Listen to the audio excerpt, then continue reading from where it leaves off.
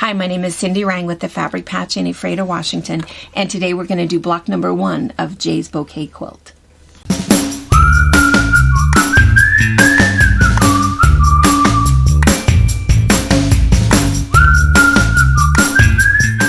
So we filmed a get started video a few weeks ago where we talked about fabric, your pattern, and some of the notions that you'll need. So I'm going to skate across stuff fairly quickly in this video. If you need to reference that, where we talk a little bit more in depth about some of the notions and the tools and stuff, that will be linked below. The other thing that Brianna tends to do is that whenever we're doing a block of the month, we put it on a playlist so that it'll just kind of spin around. So block number 1, followed by block number 2, followed by block number 3. So if at some point you get busy in your garden or doing something else, you can always find us again and start back over from wherever you left off. So what's really fun about this particular pattern is that she has an embroidery block and then she has a pieced block. They're all kind of fun rectangular shapes, so it looks a little bit fresh. And it also goes along with her fabric line, which is really, really fun and really complimentary for this entire process. We are just about out of the fabric. If you go to our website at fabricpatch.net, you will see the pattern. If you don't yet have it, you will see some of the fabric. And at this time, as we're recording this, we do have some of the Jaybird fat quarters left. You could get this and you could add a few pieces if you want to. She's pretty specific when she shows you which fabric she's using, but obviously you can make whatever choices you want to. You'll see where I'm changing things up a little bit. I'm using a little bit less of the peach and the bright lime green, and I'm keeping mine more toward the blues and the taupes, and you'll see where we're doing that. The other thing that I think we talked about last time is we talked about a thread kit. So she does, on the back of her pattern, she has a big long list of the amounts of fabrics that you need, which is just a teeny tiny little bit of everything that she has in her line, and then the threads. She is suggesting that you try some 12 weights, some Valdani, there is some Suspargo 5 weight in there, and then there's of course a bunch of hanks of either Cosmo or DMC. We did go ahead and put a kit together of the colors that we thought she meant in that same sort of array of different weights. I think that at the moment we're out of these and probably not putting more together, but we mentioned this last time that probably what I would do is just start collecting some threads, do some different colors, play with some different weights, or if you want to do the whole thing in one color and give it kind of an old-fashioned look, that's really pretty as well. You'll see that some of the colors, I'll tell you the color and the hank that I'm using so that you can make it look exactly like mine if that's what you're wanting to do, but do whatever you'd like and use up that thread stash that you have. The other thing that we may or may not have mentioned last time is a stitch journal. Whenever I do anything that is hand embroidery, I keep track of the block, the color of thread, and what that stitch was, because sometimes when you go back and you look at something later, you want to be able to know exactly what you did to get that look. And so as you're putting your threads together that you're using, just put that little stitch journal, keep it in there with that project while you're using it, so you always know which thread you meant and which thread you're using. And you might find that instead of using 57 different threads, you might end up using just 12 or 1. But keeping track of your stitches is still a really good idea. All right, so let's talk about the pattern again just for 1 second. Each month what will happen is you do get a big full size, larger than full size picture of the embroidery. She does kind of a nice close-up because she talks about those stitches that she's using. And then you also get a picture of the pieced block. We're going to do this in 2 classes. We're going to do one class where we talk about the embroidery, and then while you're all sort of thinking about embroidery and doing some stitches, we're going to let you just do that. It'll probably be about a 15 to 20 minute class each time, maybe less, maybe a little more depending upon the stitches that we're covering. And then about a week later, we'll go ahead and do the pieced block and just keep it separate. That way, when you're sitting at your sewing machine, you'll be thinking more about this. So it'll be 2 blocks a month for 12 months. All of the directions are included, and she has kind of like a couple of fun techniques that she does, and they're all listed in her pattern. We'll show you in detail what she means by that. We're also going to show you a few tricks along the way, and then the same thing with the stitches. She talks to you about the exact stitches that she does in order to make it look like this.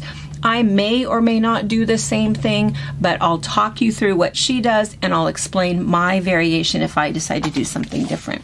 The other thing is that she suggests for her backing, she suggests shape flex.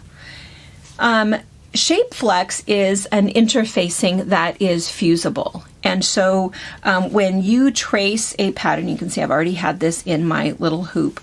When we trace our piece, we usually put something behind it, and that thing that we put behind it serves two purposes. One is to stabilize it so we can get it nice and stretchy and tight, and the other thing is so that you don't see those trailing stitches. I'm going to get an example and show you what I mean. This is an example. So see all of the stitching on the front, and this is on a muslin. This just has a second layer of muslin on it, and you can see that there's all of these little, trailing where I went from here to here, from here to here. I even have a funny little tail going on, and I have a little one down here. All of those little trailing stitches you don't want to be able to see from the front.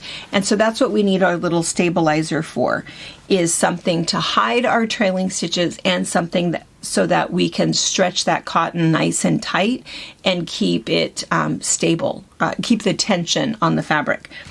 All right, so she uses shape flex. That's what she suggests. I did not like it. I tried it. I thought, well, I'm just going to go ahead and try something new.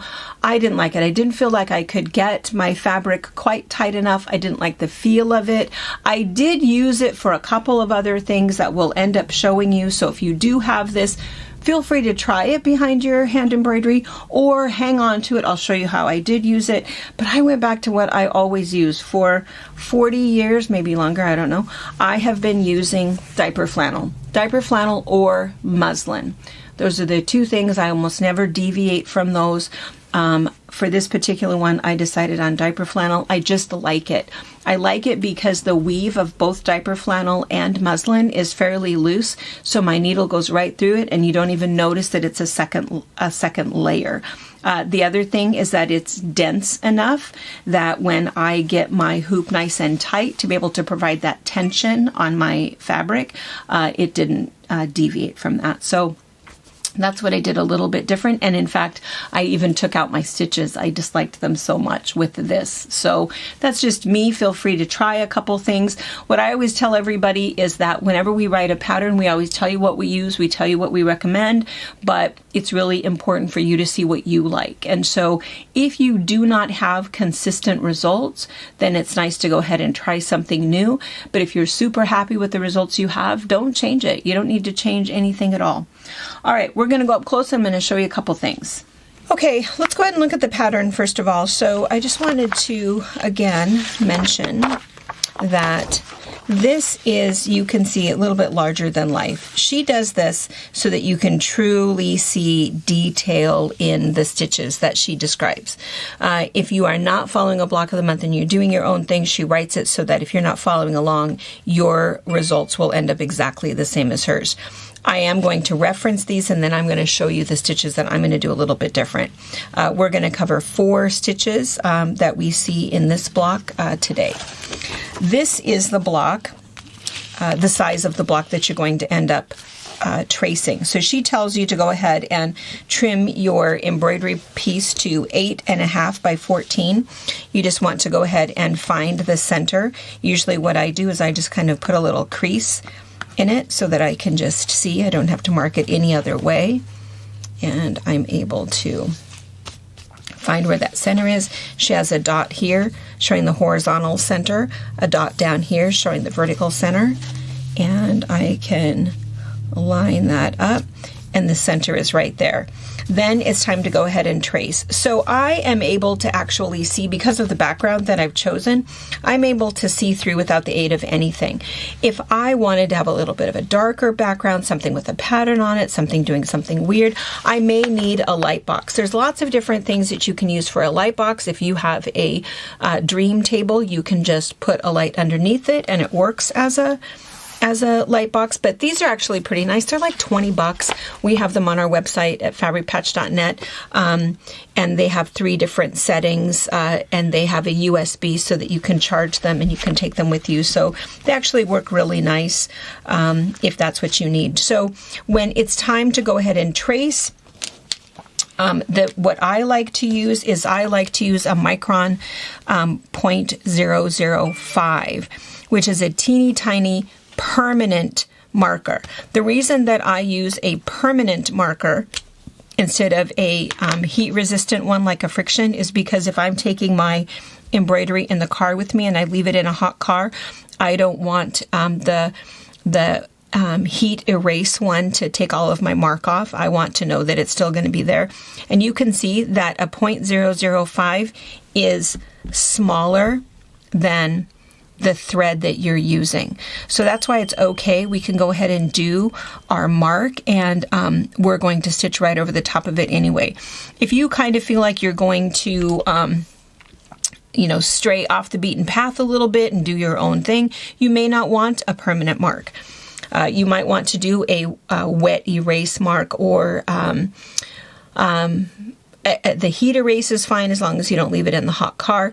Any kind of a pencil lead, which is what we used to use years and years ago, I tend to not use because I don't want to have to worry about getting that mark out.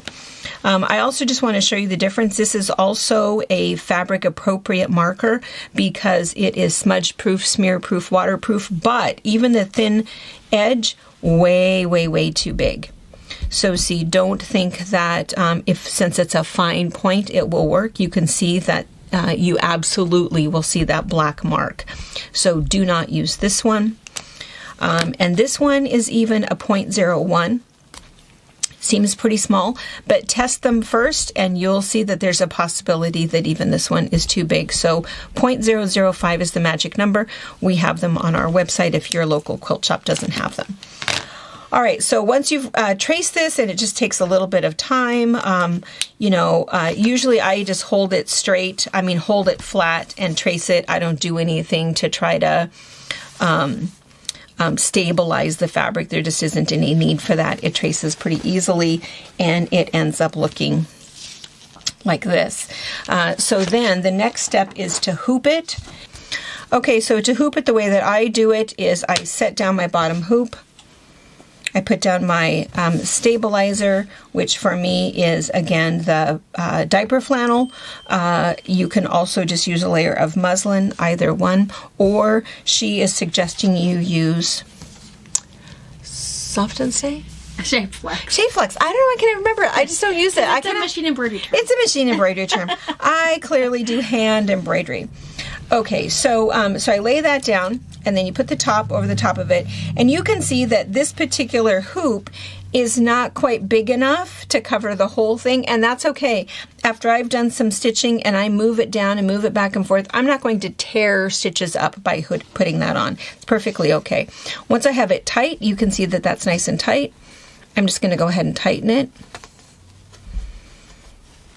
And then I might have to tighten it a little bit farther by kind of pulling this out. The reason that you want it to be tight is it is the tension that you're putting on your piece. Does that make sense? I mean, imagine if you were sewing on a sewing machine and your presser foot was not holding that fabric down, right? That needle would go in and out and it would pull the fabric all over the place and it would be bunchy. It's the same idea with this. You want to have tension. You don't have to like bounce a quarter off of it, but you want it to be nice and tight. You don't want to stretch it, because if you stretch it and you stitch it, then when you let go, it'll be kind of puckery. So there is really kind of a sweet spot in there, which is why the stabilizer is key. You want to make sure that it's all been stabilized, and maybe that's why people like some of the iron-on one, but again, try a couple of things, see what it is that you like, but this is how my project is now ready to stitch. But I also want to show you my little practice hoop. I always have one of these going for every project that I'm doing, so that I can practice things first. I'll show you another one.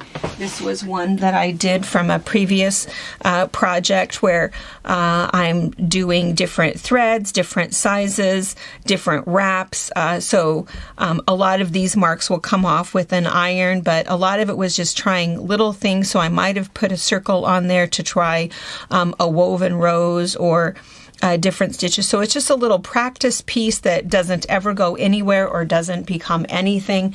And that's what this one is. You will see this multiple times during this stitching. And I've already done a couple things just to sort of go over the stitches that we're going to do today. So today we're going to cover French knots, chain stitch, blanket stitch, and a curved blanket stitch at that.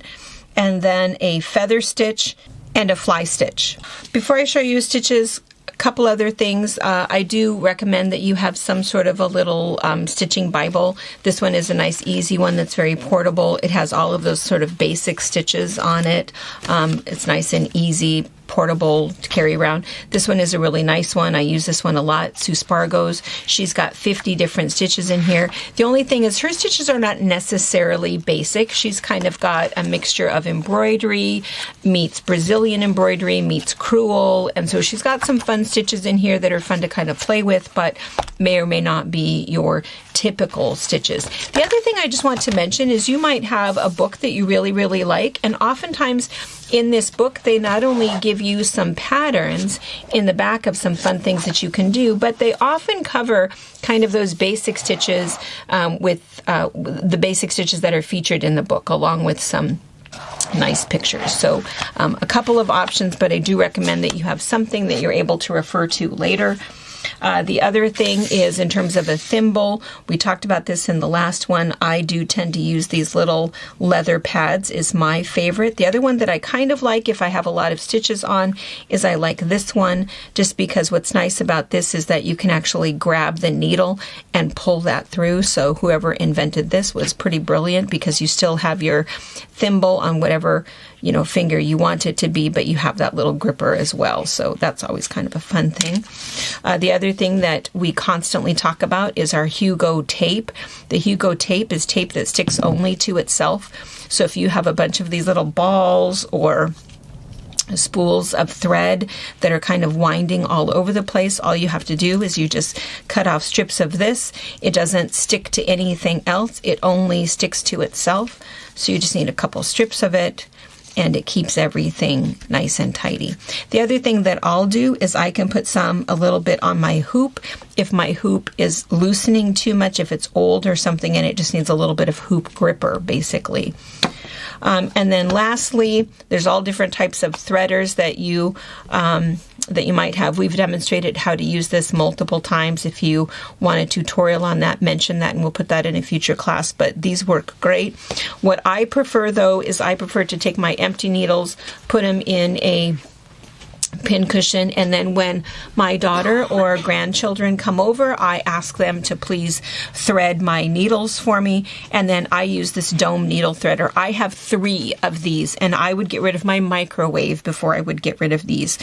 What's nice about these is that once they're threaded, they just stay in there and you could just load them really easily, and whenever you want to take one out, all you have to do is grab whichever one you want. Doesn't make any difference. I might decide, ooh, I want this yellow one here. And so when I go to pull this yellow one out, you can see that as I pull it out, it hasn't tangled with anything. All of that thread comes out nice and smooth, no tangles. It hasn't interacted with anything.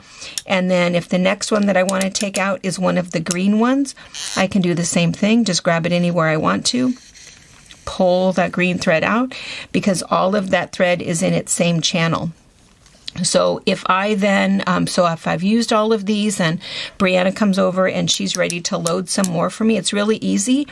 Do you see where there's kind of a little ridge right there?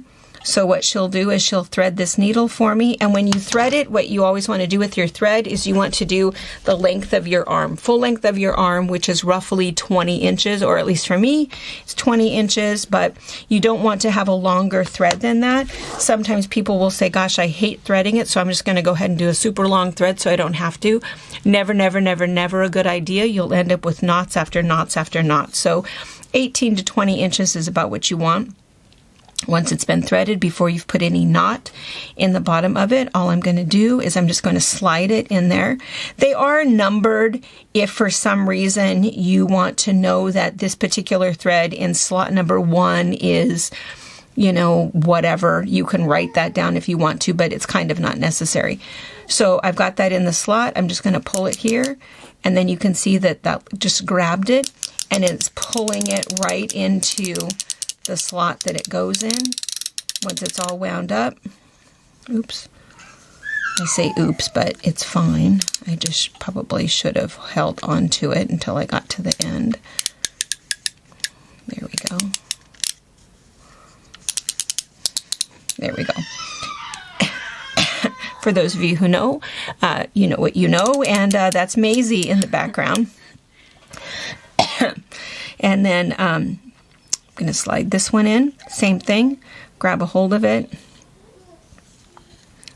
Put it in that groove. And really, it's better if you hold on to it until you get to the end so that it stays right in that the groove that's designated for slot number 4 or whatever. So now this one is loaded up. You can just put the little lid on it, and it just stays nice and ready to go. And you can have, I usually have one filled just with my black, and then one with all of my other colors. So you just can't have enough of these. It's just the easiest thing, because then I don't have to stop when my eyes get tired. I can just pull out my needle, do whatever I want to do, put my empties over here, and then again, whenever somebody comes over, they can just go ahead and thread some more for me. All right, so let's go ahead. Oh, that's an empty one. I thought I had one here. Here we go. So let me show you. So now that it's time to do some stitches, let me show you a quilter's knot. And I'm going to show you this again in a little bit, and I'll show you from behind me so you can see. But what you're going to do is you're going to take your needle in the end, and you're going to make a circle. And by a circle, I mean you've come over and you've come back into the circle. Do you see the difference there? If I were to do that, that would be an X. See how that's different? So I'm coming into the circle, I'm going to hold on to that, and I'm going to wrap it 3 times. 1, 2, 3. Hold onto that knot and slide that through. What I'm essentially doing is I am making a French knot in the air. And there's my knot. And that's how we do. They call it a quilter's knot, even though what we're doing is hand embroidery. All right, so there's my knot. What we're going to start with is our basic French knot. And for a French knot, we're just going to come up. And then the key to a French knot is to keep it tight. So I'm just going to wrap 1, 2, 3. Or you might keep track. You might do a couple where you're going to do 3, and then maybe do another one where there's 4. See how I'm keeping that tight? And I'm going to pull that through. So that one was 3. Let's try another one. And you can wrap clockwise or counterclockwise, it doesn't matter. 1, 2, 3, let's try 4. And I'm going to go down. And see how I'm keeping it tight on the needle and tight there. I'm going to go down right next to where I came up and pull that through. And see the difference in size with 3 wraps and 4 wraps. Let's do another one. It's also kind of nice when it's variegated thread. They'll look a little bit different. 1, 2. Let's do 3. I'm going to go down. And again, I'm just keeping it tight.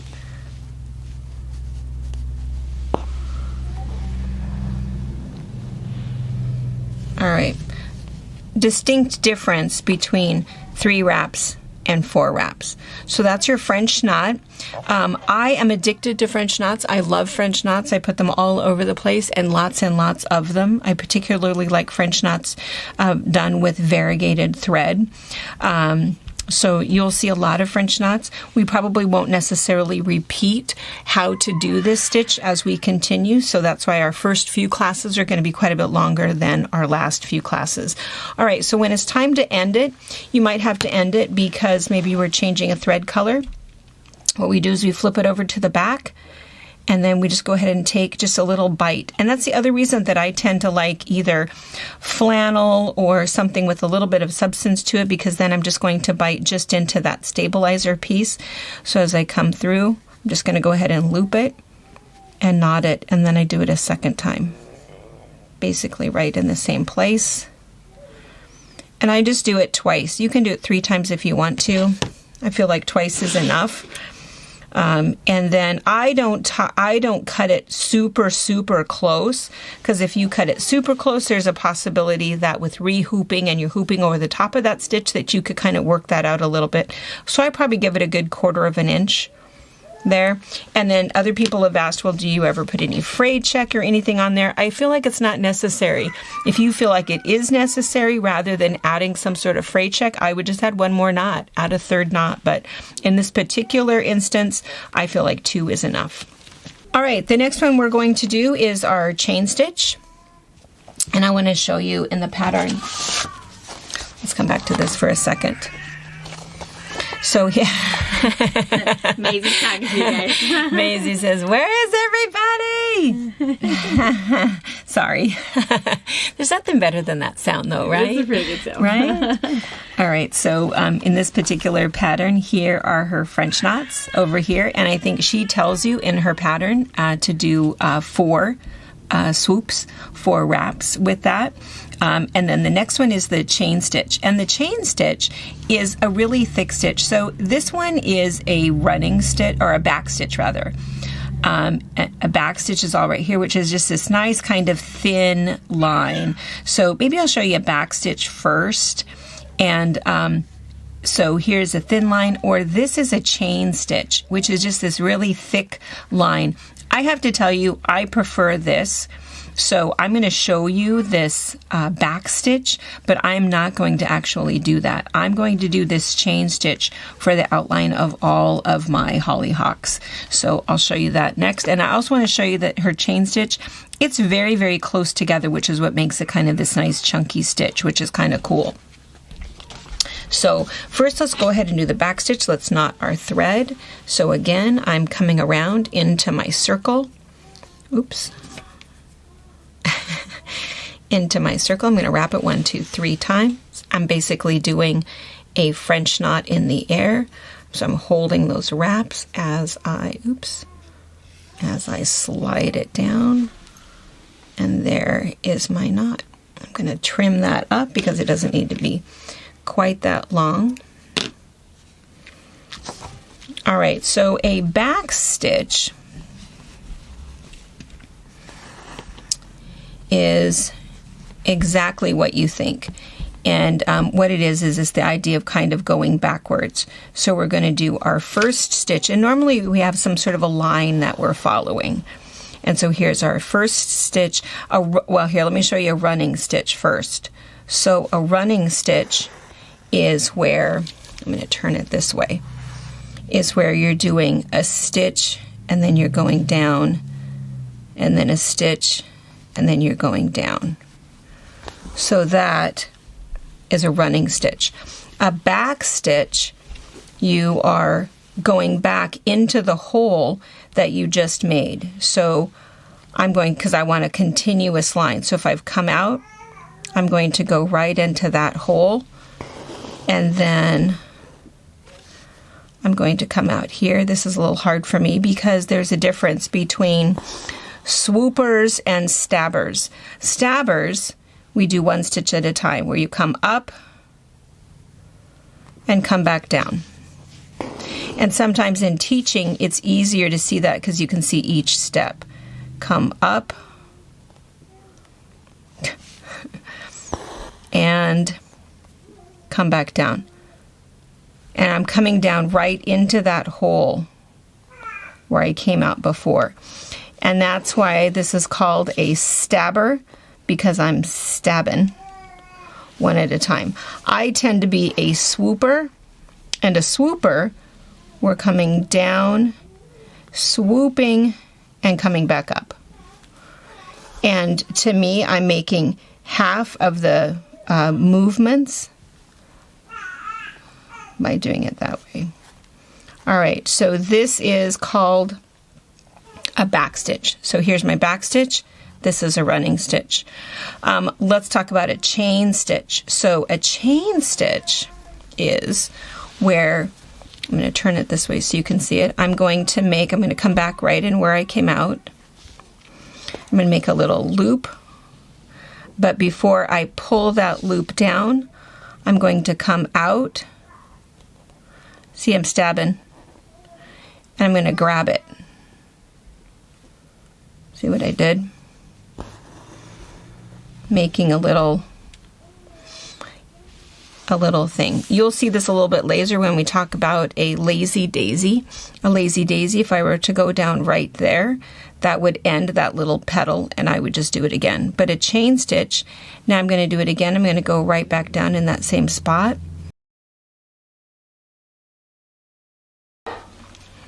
I've made my little loop, and then I'm going to come up. Again, I have to kind of stab.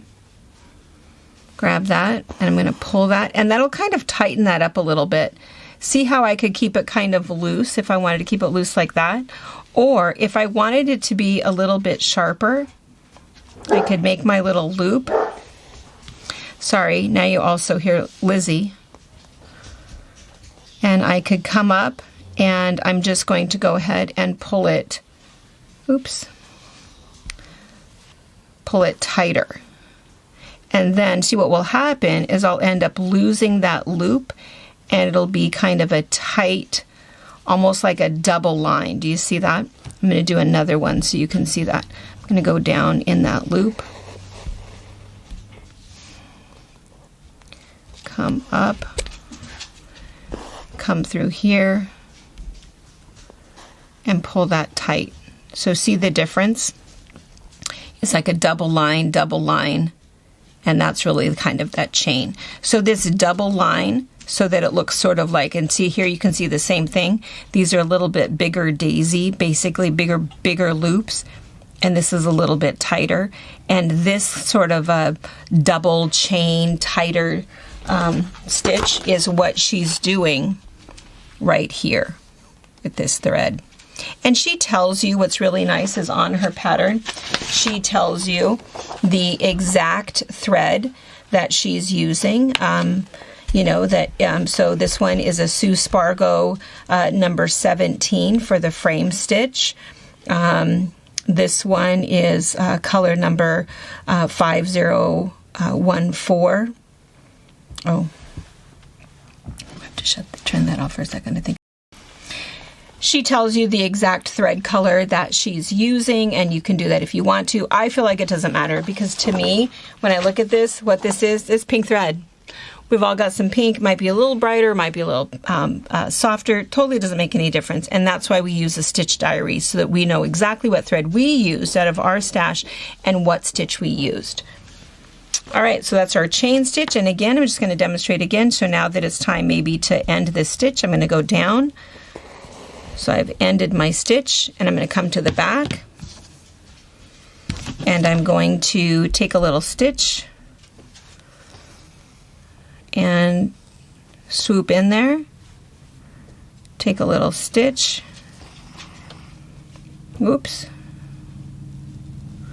swoop in there. So I have now a double knot.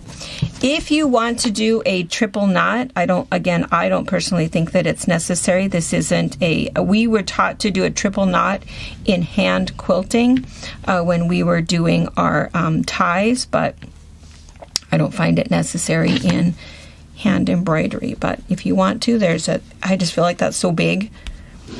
And then give it about 1/4 inch. And that's your ended. And that, again, if you look at these little tails here, That's why you want that, because if you flip over, you can't see any of those little trailing threads on this side. All right, next we're going to go ahead and do a blanket stitch and a curved blanket stitch. We're still going to do a fly stitch and a feather stitch. First, I want to show you the right way to handle skeins of floss.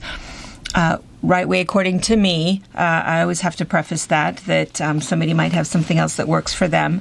But I'm just going to mention that I think what we used to do is we used to always take our floss, unwrap it, and we would wrap it on all of these little cards, and we would write the number on the little card.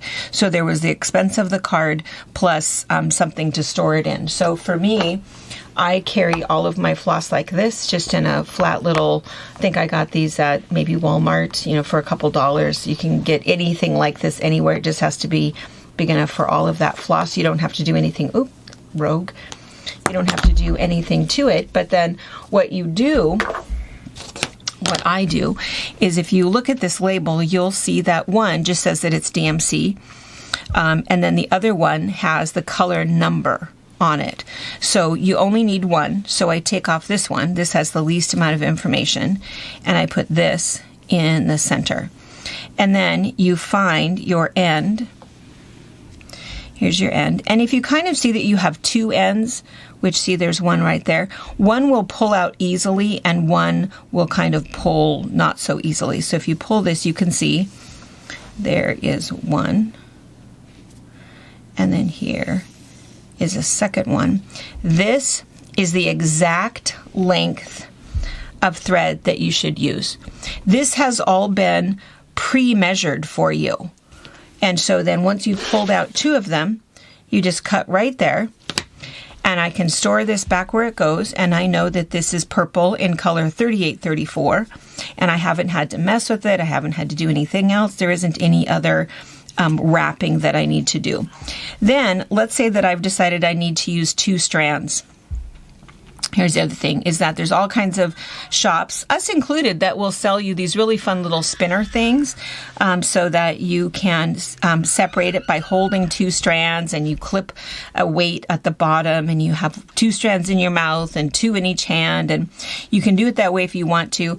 But the other way to do it is just to fan those out and just grab one. And it doesn't matter which one. Any one you want, as long as you grab only one, not two. If you pull this out, it doesn't tangle. Ever.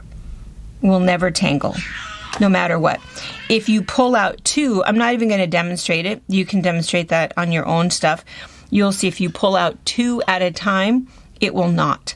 But one, it's all been designed, and it doesn't, it doesn't knot up. So here's my second one. Here I have 4 strands left. And then what I normally do, since I only want 2 strands, I don't know if you can hear Maisie in the background. Those of you guys who know us, you know who that is. And she's talking. She's not crying. And so then I just wrap it on here, because I know that anything that's wrapped on the outside of this, and you can put a little bit of Hugo tape on there if you want to. Usually I just kind of leave it. So I know that here's my 6 strands, and here's 4 or 3 or whatever happens to be there. It's easy enough to see how many strands are there. Then I take my 2 strands that I've already separated, and then put these together. And then normally what I'll do is I'll just kind of wrap it just a little bit, just so that it's kind of twisted together. You don't have to. What will happen is it'll lay nice and flat together. And then you're ready to go. You haven't knotted anything. You don't have anything that's super ridiculous. And you're ready to go ahead and thread your needle. All right. Okay, so I have 2 strands of a purple. I'm going to knot it, coming into the circle, wrap it, do my French knot in air. There's my knot. Trim off my knot. All right. And this is the one that we're going to do. So let's first start by just doing a basic blanket stitch. So a basic blanket stitch is just, and again, I am a swooper, so I'm going to show you how a swooper would do it, is that normally if you have a line, so maybe you have a line that you're following, and sometimes with a blanket stitch, I might have a second line that I'm following. Is that dark enough that you guys can see that? It's pretty pale. Sorry. Let me do a different mark for you. Can you see that? Yeah, perfect. Okay. So on my blanket stitch, what I'm going to do is I'm going to come forward about, whatever that designated, whatever you've determined. So let's say that I'm going to go about 1/4 of an inch over. I'm going to swoop, and I'm going to swoop into the bottom line. And as I swoop into the bottom line, I'm going to swoop over the top. There's my stitch. Come over the same distance. Over that. Oops. Oops. Blanket stitch is pretty simple, pretty basic. It's one of those stitches that I think is just a classic stitch that people do all the time. And again, I am a swooper, which means I'm going to go down and go up at the same time. And I think that that's just an easier, more efficient, faster, more accurate way to do it than to be a stabber. And a stabber will go down. Not that one way is right or wrong, you just are either one or the other. But if you're going to come up, then that's why you call it a stabber. There it is. I'm going to come up. Okay, so that's our basic blanket stitch. Now I'm going to show you what she did. She's excited. She's very excited. She is very excited. So this is her blanket stitch, and see how she's curved it? And so it's kind of created this dimension with the petals. The other thing that she did was she used a variegated pink for that. So it sort of creates this layer to it that's kind of interesting. It's also what's here. At first glance, you might think that that is a satin stitch, because that's kind of what it looks like. It's not. It is just a blanket stitch that's pretty close together, and that's what that is right there, and it's what's right here. So I'm going to show you how she did that. So when you trace your pattern, so now instead of it being like this, where it's nice and even, essentially, sorry, it went like that. So you're going to do the same thing. Instead of my line being here and here, my line is here and here. Nothing is any different. The only other thing is that I kind of kept this fairly even. It's almost a box where it's as far apart as it is wide, which tends to be fairly traditional. But she did hers pretty close together. And so again, being a swooper,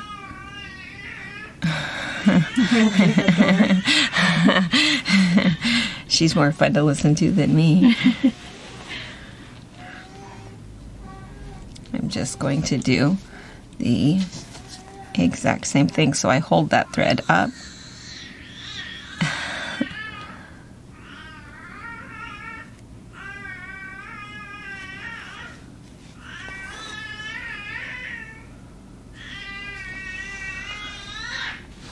And then that way I'm able to make that curve.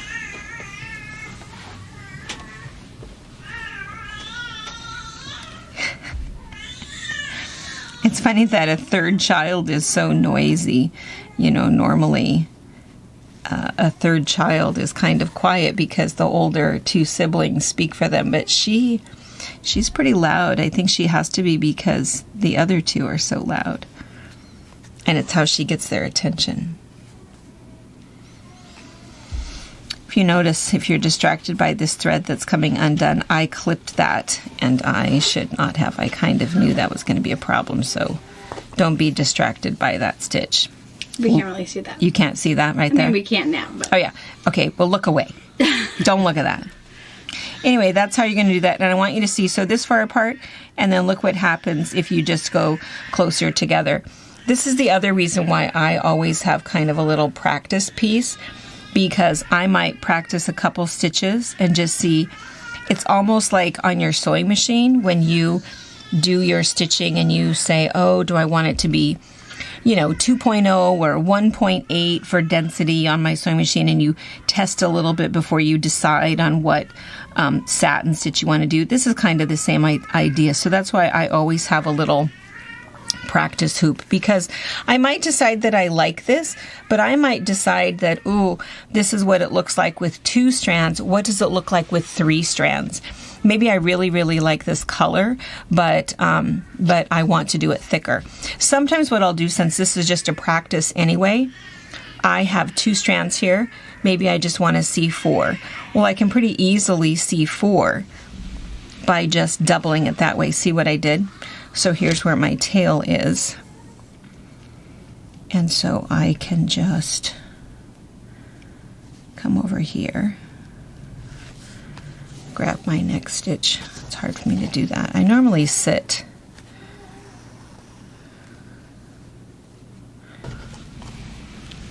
Okay.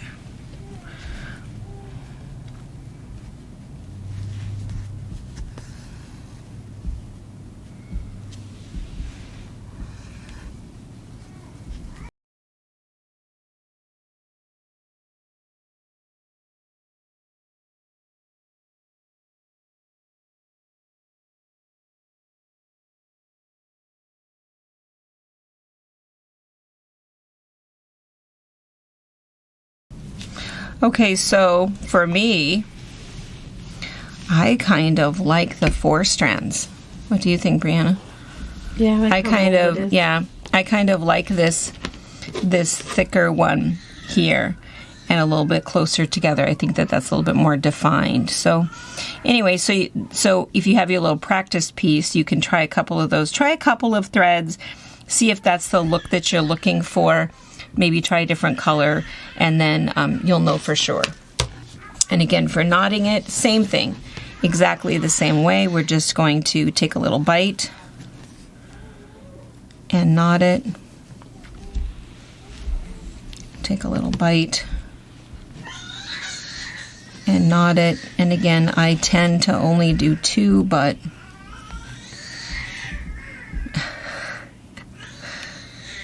there you go.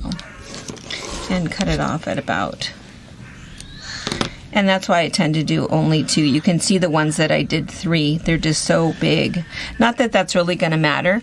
That's what our batting or diaper flannel or extra piece of muslin, that's what that's for, is so that people don't see those little trailing stitches.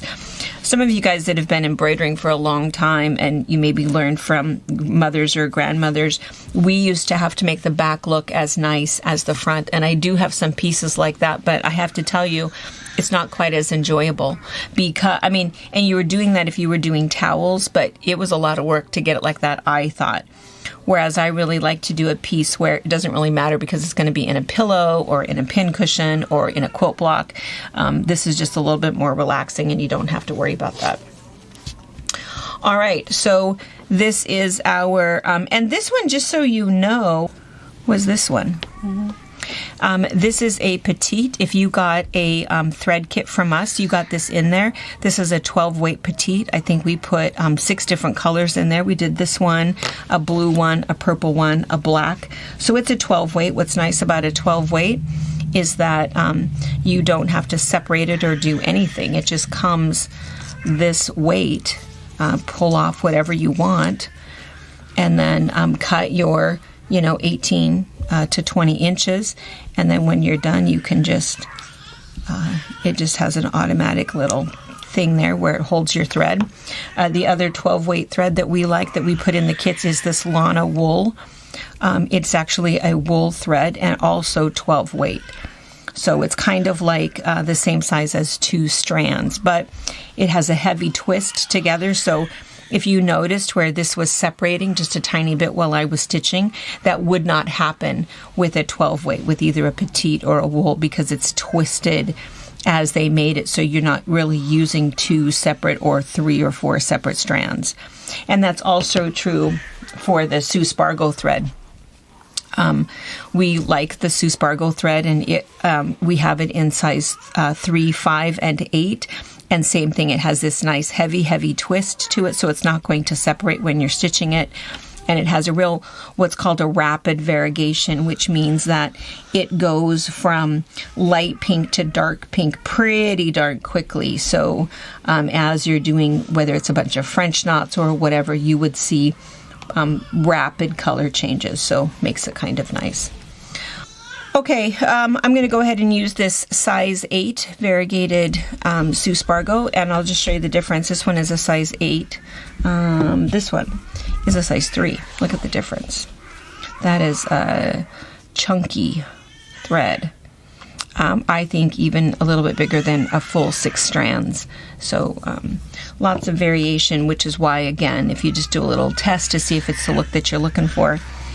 All right, so the other thing I'm going to mention real quick is that in this series, since we're working on this for 12 months, when we've done the running stitch, the back stitch, the chain stitch, the French knots, the blind hem, the feather stitch, and the fly stitch, we will not do them again.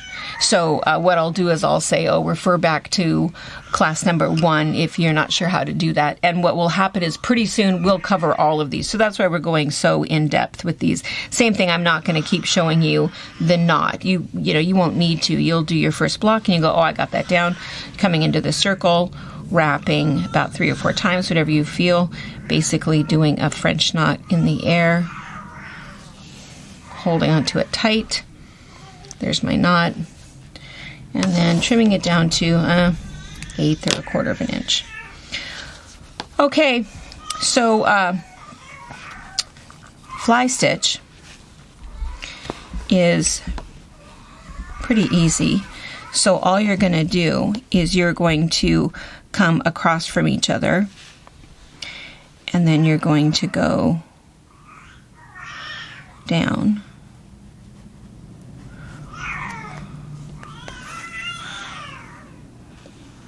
So that you've made basically this V, and then you are going to actually make a little stitch to kind of anchor it, come back up wherever you want.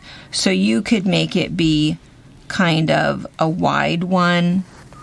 You can make it fairly close, whatever you want. We're going to come over across, come out where we were before.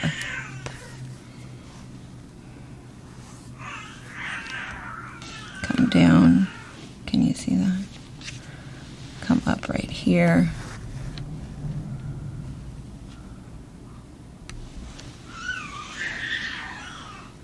Oops.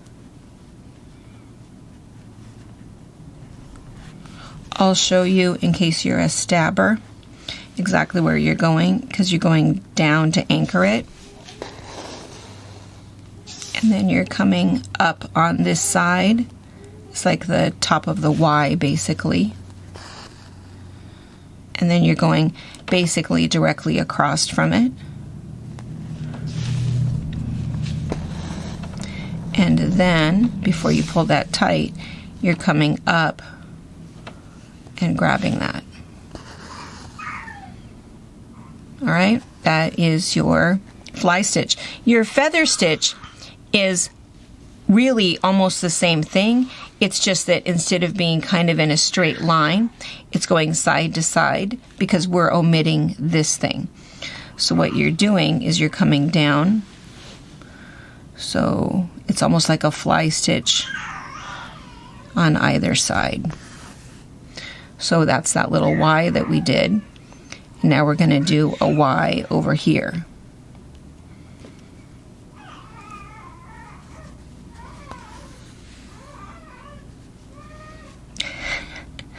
And now do a Y over here.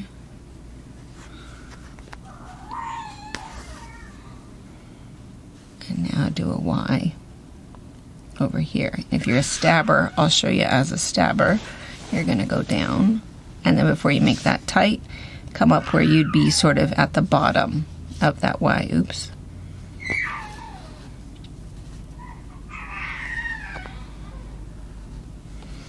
And that is your feather stitch. So I'm going to show you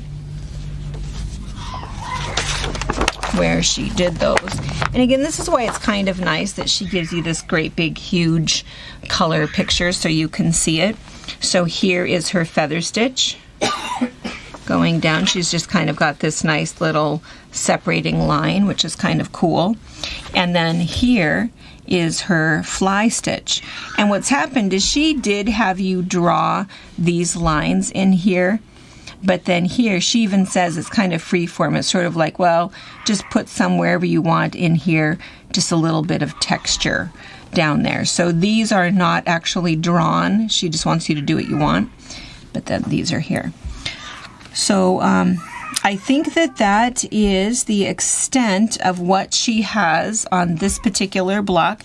What I'm going to encourage you to do, though, is experiment a little bit. You know, take your little practice piece and stitch a little bit, see what you like. Maybe you're going to have pink hollyhocks. Maybe you're going to decide on blue hollyhocks or peach colored. It doesn't really matter. Maybe you're going to do your running stitch and French knots, or maybe you're going to do a million French knots in there. And same thing with this outer edge. So whatever you've decided to do, whatever stitch you've decided to do to outline your piece, it's not really going to matter. You can change it up in terms of stitches and color however you'd like. So we have a month to work on this, and then we're going to go to block number 2. But the other thing that we're going to do is in 1 week, which will give you enough time to kind of get your bearings and work on this, we're going to have our pieced block. So what will happen is we'll have 2 blocks per month for 12 months. And this is kind of a fun technique. This is a little bit different. She does describe how she does this on the back cover of the pattern, but I'm going to go ahead and show you, and I'm going to show you a couple little tricks that she doesn't share with you in the pattern. So this is a really cool Drunkard's Path block, and she makes it a really unique way. So I'll see you in about a week for that block, and until then, happy stitching! Thank you for watching our video. We invite you to leave a comment, hit the like button, or better yet, subscribe to our channel so you never miss an episode.